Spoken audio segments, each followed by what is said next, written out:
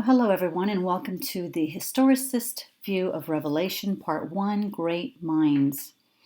This video series will be about the book of Revelation from an historicist viewpoint. But first, I'd like to share some of my personal experience and journey through the book. My love affair with Revelation started in 2015 when I began to read the book in earnest. I've read it no less than 20 times since then. And at first, I just wanted to read it over and over in an attempt to get familiar with the language and the imagery. And prior to that, I had the same opinion of the book that most of you probably have.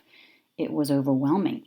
But thankfully, or so I thought, it wouldn't play out until some distant time in the future.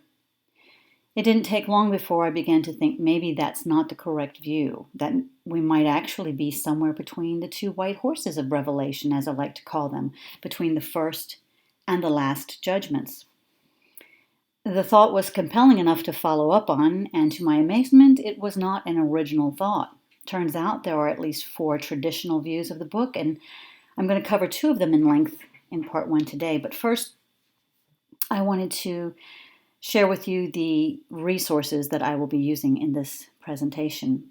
The first and major resource is the Bible, particularly the books of Revelation, Daniel, and some of the other prophets. As a homeschooling mother, I taught history from the book of Revelation using Christine Miller's The Revelation of Jesus Christ Revealed. Christine is an award-winning author of history books for children. Her book can be purchased online through Amazon or from her website, nothingnewpress.com, as you see there on the screen. Her books lay out the history of the world, and when you lay that then next to the Bible, the book of Revelation, some amazing things begin to pop out. I also heavily leaned on Bible commentators from the late 17th and 18th centuries, such as Albert Barnes, Matthew Henry, John Gill, and others.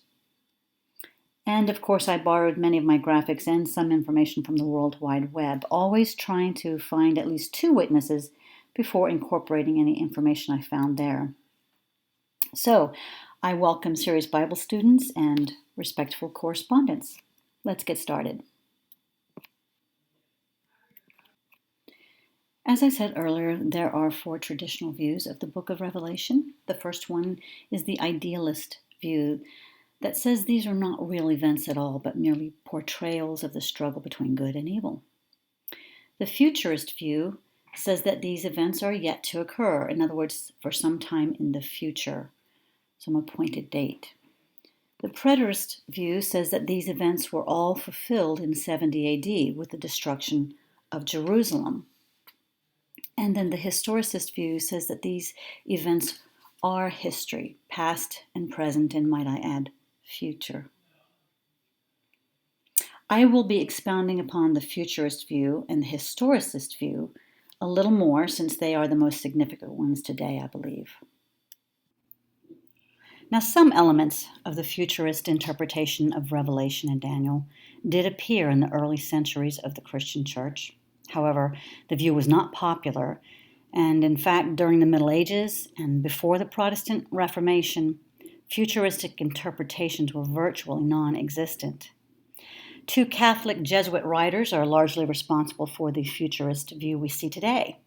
In the 16th century, Francisco Ribera initially proposed the view, and the account goes that in 1540, Pope Pius III formed the order of the Jesuits, who would become essentially an information-gathering society for an intellectual assault on Protestant beliefs.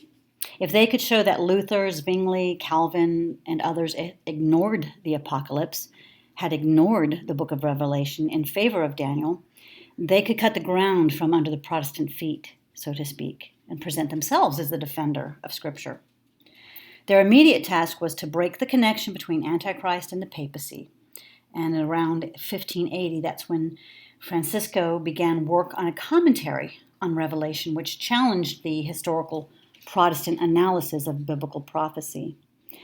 By uncoupling Daniel from Revelation, he argued that only John's letters to the churches in the first 3 chapters of Revelation referred to events that happened in the past, and everything else lay in the future and would be accomplished within a coming 3.5 years of tribulation. And since the papacy was timeless, it followed then that the Antichrist had to be a single, identifiable human being who had yet to arrive. Then in the 18th century, Manuel Lacunza wrote a book entitled The Coming of Christ in Glory and Majesty, which was key to the introduction of futurism in the field of prophecy and into the Protestant churches. The Futurist View has certainly grown in popularity in the 19th and 20th centuries.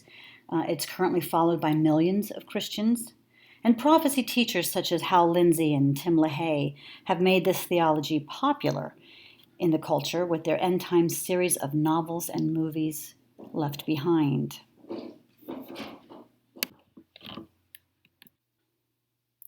The interpreters using the historicist approach for revelation had their origins in the Jewish apocalyptic writings, such as we see in the book of Daniel, which predicted the future, the time between his writing and the end of the world.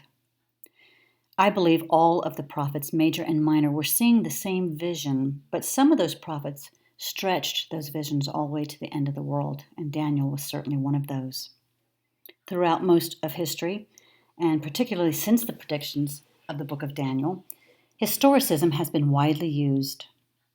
But we also see it in the works of Josephus, the first century Jewish historian. He was a military leader who recorded Jewish history with a special emphasis on the first century and the first Jewish-Roman War, the destruction of the temple in 70 AD, and even the siege of Masada. He interpreted the fourth kingdom of Daniel as the Roman Empire, with some future power as the stone not cut by human hands that would overthrow the Romans. We see it in the works of Saint Irenaeus of Lyon, the Greek bishop noted for his role in guiding and expanding Christian communities in the southern regions of present-day France, but more widely known for the development of Christian theology by combating heresy and defining orthodoxy. He espoused this view of Daniel's beast. Tertullian, the first Christian author, apologist, and a great debater against heresy, had been called the father of Latin Christianity. He interpreted the fourth kingdom of Daniel as the Roman Empire, and he believed that in the future it was going to be broken up into smaller kingdoms as the iron mixed with clay, and certainly history has proven that that's exactly what happened. Clement of Alexandria, the Christian theologian and philosopher in the 1st and 2nd centuries. Interestingly enough, he was revered in Western Catholicism until 1586 when his name was removed from Roman martyrology by Pope Sixtus V, and I presume it was for his views on Revelation. The idea of historicism has been well documented to have been believed by many church historians and scholars of the early church, but it has particularly been associated with Protestantism itself and the Reformation. It was the standard interpretation from the Lollard movement, which many people regard as the precursor to the Protestant Reformation. They were street preachers. They got the book, the Bible, into their own hands, could read it for themselves, and began to see that some things weren't quite right. Historicism was known as the Protestant interpretation until modern times when it acquired the name historicism. As for other famous theologians and reformers who held the historicist view of Revelation, we see familiar names such as Justin Martyr, the first-generation Christian philosopher, and St. Jerome, the Latin theologian and historian. There's John Wycliffe, the English reformer noted for the first translation of the Bible into the people's language of English from the Latin Vulgate. Martin Luther himself, the great German theologian and catalyst of the Protestant Reformation. Then there's Huldrych Zwingli, the great Swiss reformer.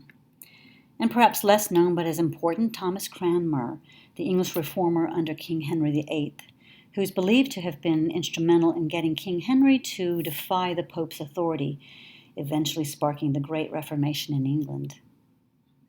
Then we see William Tyndale, the English scholar and reformer who translated the Bible into English from the Hebrew and Greek texts using the Gutenberg press. We see John Calvin, the leader of the French Protestant Reformation. John Knox, the foremost Scottish reformer.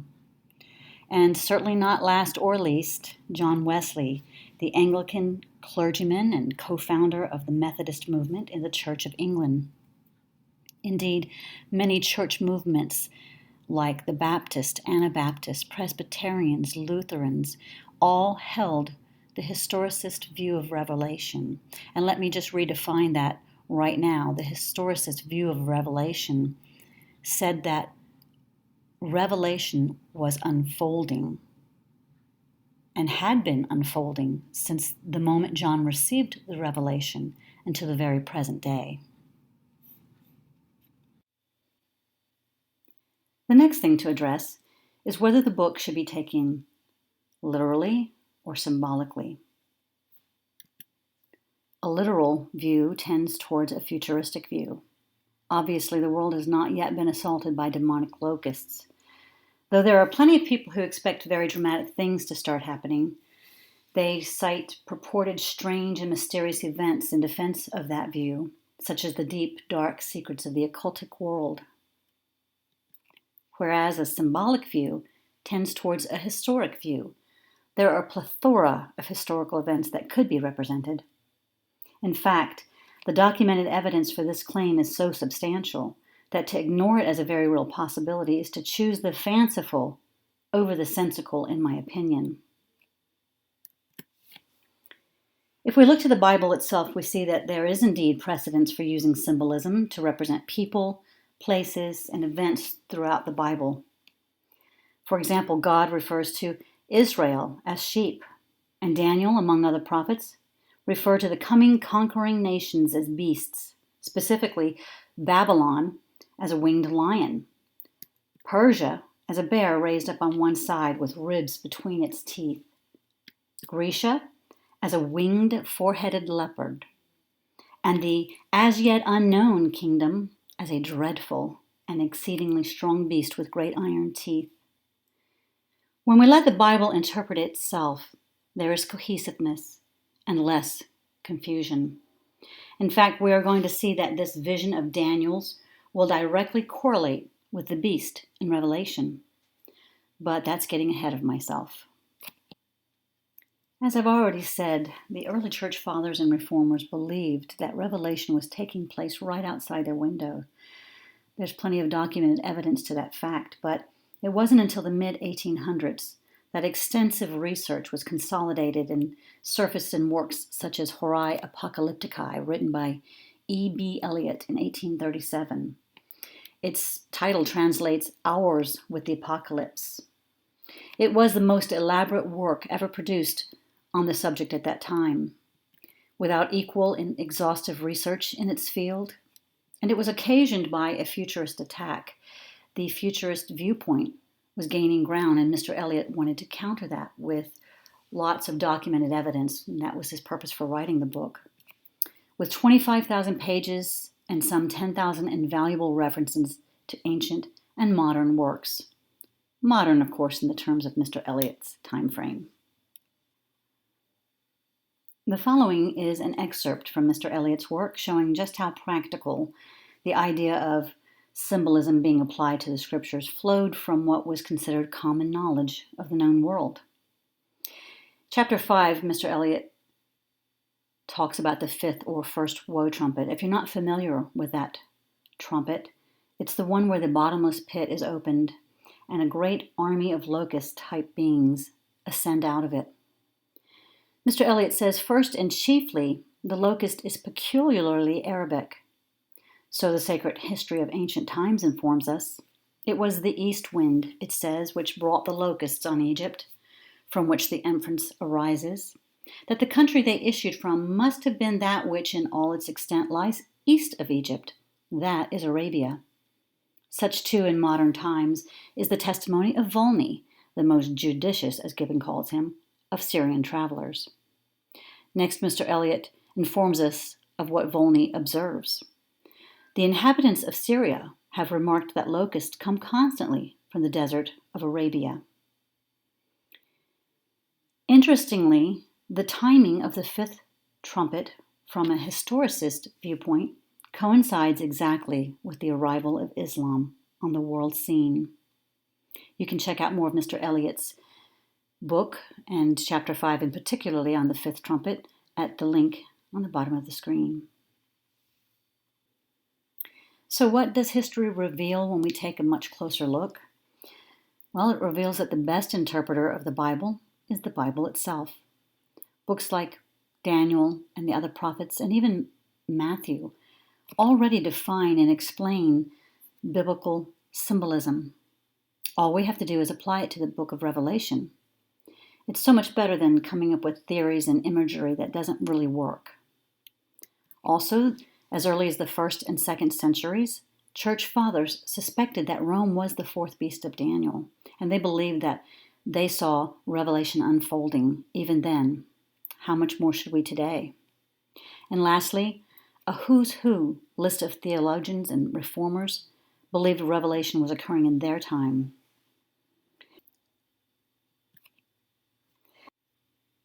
So this wraps up the introduction to the Historicist view. Next time we're going to begin to look at the literary features of Revelation, beginning with the plot. Just what exactly was John looking at? And does the book in any way give us clues to the time frame?